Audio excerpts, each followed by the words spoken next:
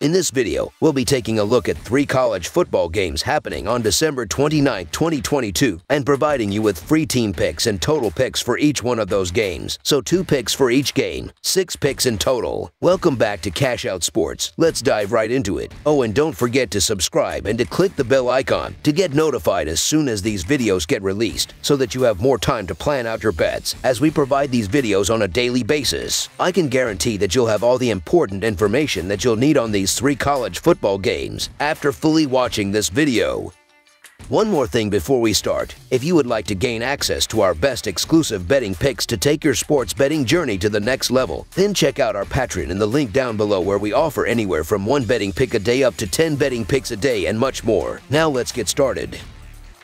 Minnesota versus Syracuse. The Syracuse Orange take on the Minnesota Golden Gophers on December 29th in the Bad Boy Mowers Pinstripe Bowl at Yankee Stadium in the Bronx. The Orange finished the regular season with a record 7-5 overall and 4-4 in the Atlantic Coast Conference, while the Golden Gophers come in with a record of 8-4 overall and 5-4 in the Big Ten. These 2 programs have not squared off against one another since 2013.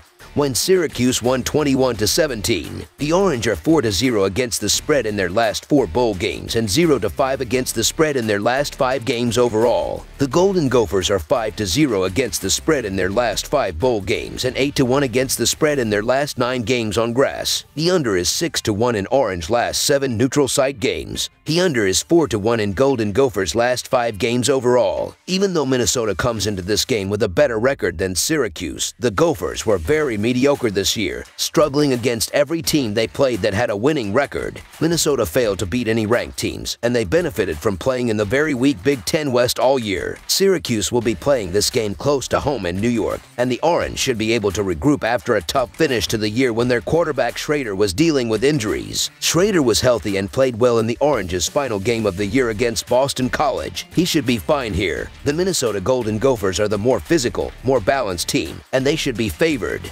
However, Syracuse has been respectable defensively in its own right, and quarterback Garrett Schrader has extended time to get healthy and back in the swing of things. This is one of the better Syracuse teams we've seen over the years, and this is also a home game with it taking place in the Bronx. I like the value of the points here, so the Syracuse Orange to cover the spread as underdogs is our full game side pick. Since Minnesota relies heavily on its defense, that means it must be pretty good, right? That's correct, with the Golden Gophers ranking inside the FBS top 15 in most statistical categories. Their numbers defending both the pass and the run are rather impressive, and it's no wonder opponents are averaging a dreadful 13 points against this unit. No opposition has amassed more than 16 points against this squad since October 22nd. The Orange are definitely not as stout, but they should be more than capable of holding their own. They have limited 7 of their opponents this season to 23 or fewer points and won't be facing anything special from Minnesota's poor offense. With a record of 6-3 in Syracuse's last 9 games, the under has definitely been the trend. It also holds a 7-4-1 mark in Golden Gopher games this year, while being the result in 4 of their previous 5 contests. Minnesota loves to burn the clock with the running game, and it should be no different in this game. Look for Minnesota to get a big gain from Ibrahim, but it's also going to burn a lot of clock, and that is going to lead to a lower scoring game.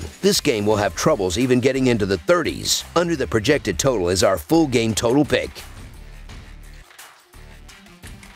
Oklahoma versus Florida State. 2 classic college football programs will do battle in this year's Cheez-It Bowl as the Oklahoma Sooners prepare to battle the Florida State Seminoles. The Sooners, out of the Big 12, finished the season with a record of just 6-6 under first-year coach Brent Venables. Meanwhile, the Seminoles, out of the Atlantic Coast Conference, finished 9-3 and likely gave some much-needed job security to head coach Mike Norvell. This marks the first winning season under Norvell. The Sooners are 5-1 against the spread in their last 6 neutral site games and 4-1 against the spread in their last 5 bowl games. Oklahoma is 2-7 against the spread in their last 9 overall. Meanwhile, the Seminoles are 4-0 against the spread in their last 4 on turf and 4-0 against the spread in their last 4 after an against the spread loss. Florida State is 4-1 against the spread in their last 5 in December. Florida State and Oklahoma meet in the Cheez-It Bowl in what feels like a throwback to the 90 seconds of 2 power programs. Oklahoma isn't very powerful under Brent Venables, who took over an 11-win team and plummeted them to a 6-6 team.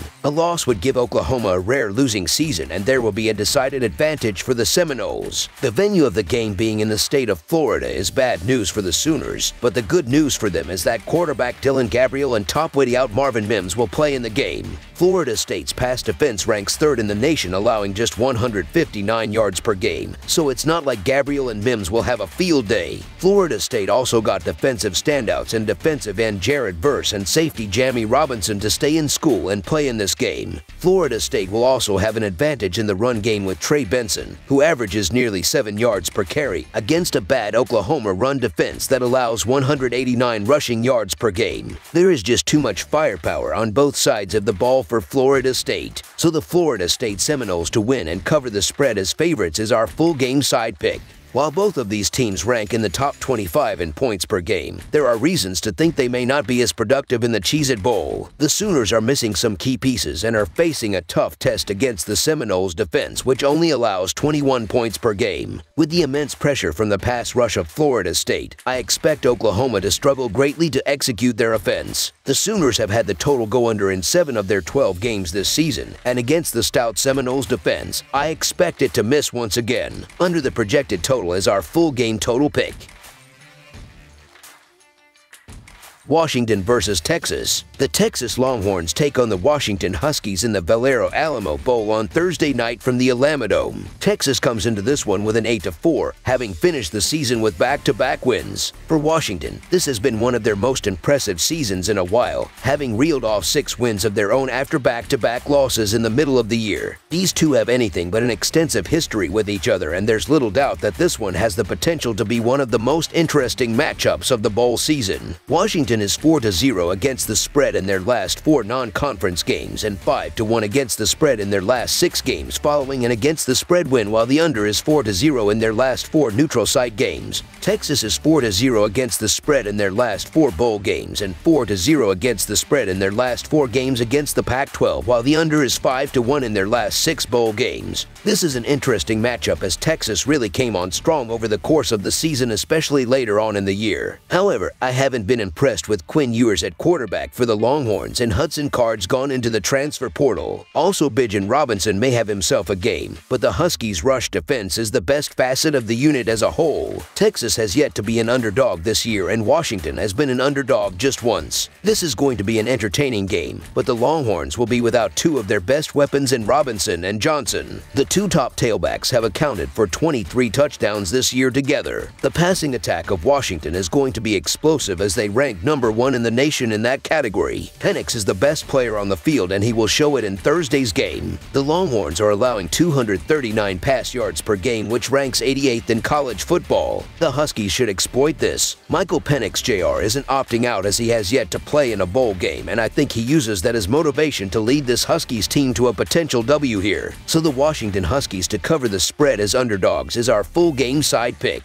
While the Longhorns will be without Bijan Robinson, the Washington defense has struggled to get stops for much of the season. For CFB graphs, the Huskies rank 97th in opposing expected points added per rush and 124th in opposing expected points added per pass, while ranking 110th in defensive success rate. Quinn Ewers has a talented group of pass catchers that he will be able to rely on in Robinson's absence, as Xavier Worthy, Jordan Whittington, and Jatavian Sanders each caught at least 45 passes while accumulating at least 575 receiving yards and scored 15 combined touchdowns. Washington's offense has been electric this season. The Huskies average 41 points per game, which is tied with Alabama for 4th nationally and just behind Tennessee, Ohio State, and USC. They average 3.74 net points per offensive drive, which ranks 1st nationally, and they have the 2nd best drive efficiency and touchdown rate in the country per Football Outsiders. Furthermore, they rank 8th overall offense per PFF with a turnover rate that is one of the 12 best in the country. Texas's defense has been strong this season, but its one weakness has been defending the pass, as the Longhorns rank 75th in opposing expected points added per pass and 62nd in opposing passing success rate. Washington quarterback Michael Penix should be able to take advantage of the the deficiencies in Texas's secondary, as he is graded as one of the 10 best quarterbacks in the country per PFF and has a turnover-worthy play percentage of just 1.3%.